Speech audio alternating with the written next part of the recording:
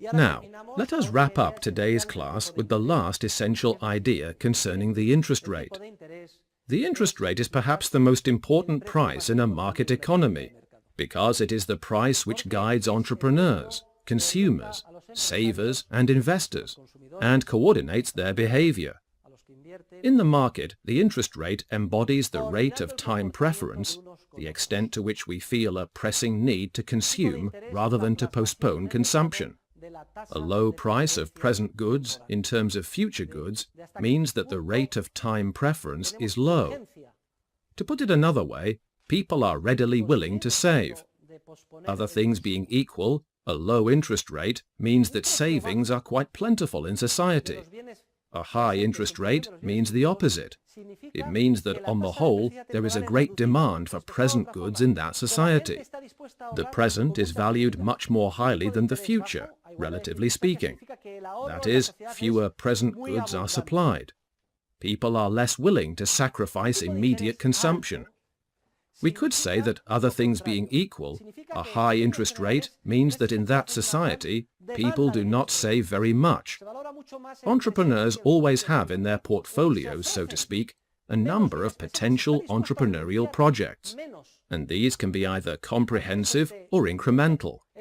A project might consist of starting a company ex novo, or simply, in a very small company, leasing an additional machine, buying a new program, or buying a new computer and hiring 2 workers to create a new line.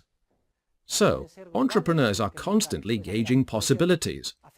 If I were to launch that entrepreneurial project, what accounting profit would I make? They make their estimates and do their calculations. They are not reckless people. They say to themselves, well, I could carry out this new project to expand my textile factory and create a line of skirts.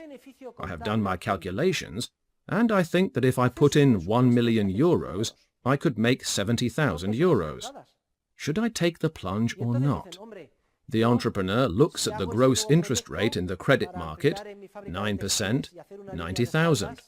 Whoa, hold on, I'm not going to do it. Time to rein in the runaway horse. The project is not advisable. It is not in the entrepreneur's interest to launch it, since he expects to make a profit of 7% on it, and yet the project would require him to invest money that could bring in 9% interest if he simply lent it. An interest rate of 9% is relatively high, and it indicates that society's savings in the form of present goods are in short supply. And these limited savings must be rationed, and care must be taken to put them toward only the most profitable projects. It would be a very grave error to devote society's scarce savings to unprofitable projects that do not bring in enough to cover even the implicit interest rate component. So, entrepreneurs mull over the projects that have occurred to them and come up with new ideas. This is what entrepreneurs do. They make plans and imagine new projects. They have plenty of projects in mind, and they undertake only those they believe will be the most profitable, and earn them, at the end of the period, accounting profits which exceed the gross market interest rate by a certain percentage.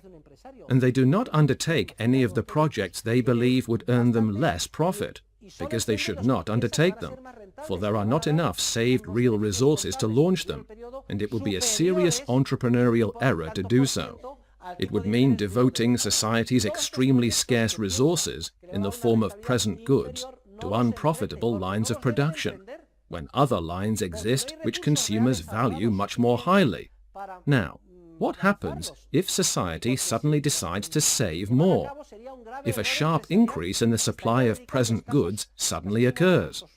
Because we decide to save more and consume less, as is now occurring in Spain.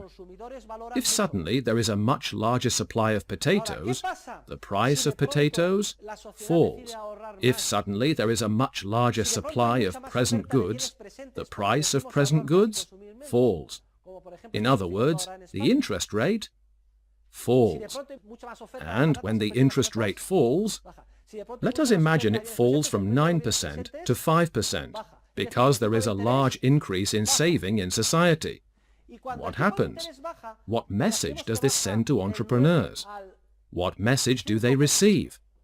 Among the investment projects in his portfolio, the entrepreneur in our example has the creation of a line of skirts, and according to his calculations, he would make a profit of 7%. When the interest rate is at 9%, he holds back. He does not take the plunge, because he would incur entrepreneurial losses. But if the interest rate drops to 5%, then his 1 million euros would earn him only 50,000 were he to lend it. In contrast, if he launches the line of skirts and sells them, he will obtain 70,000.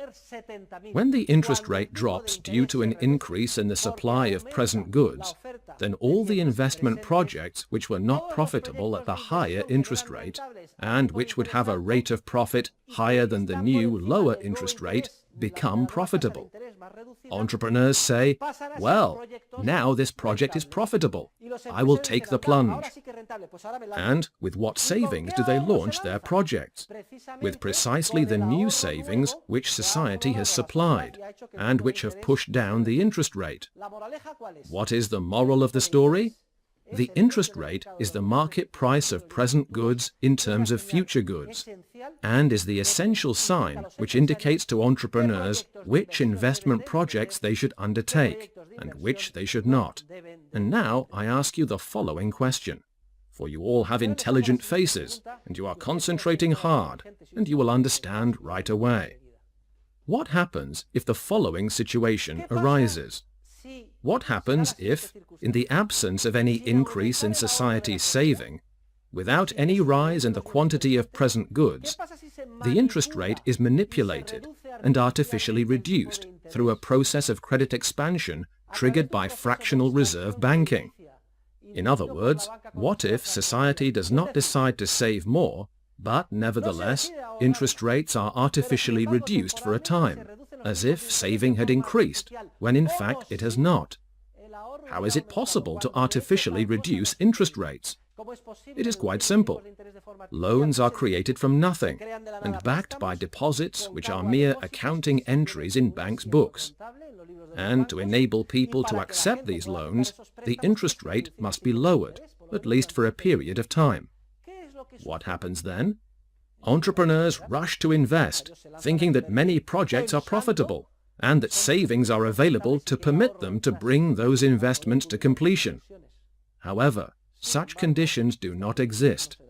When the origin of the process lies in artificial credit expansion stemming from the exercise of fractional reserve banking and the artificial reduction of interest rates, entrepreneurs are being led to commit widespread investment errors.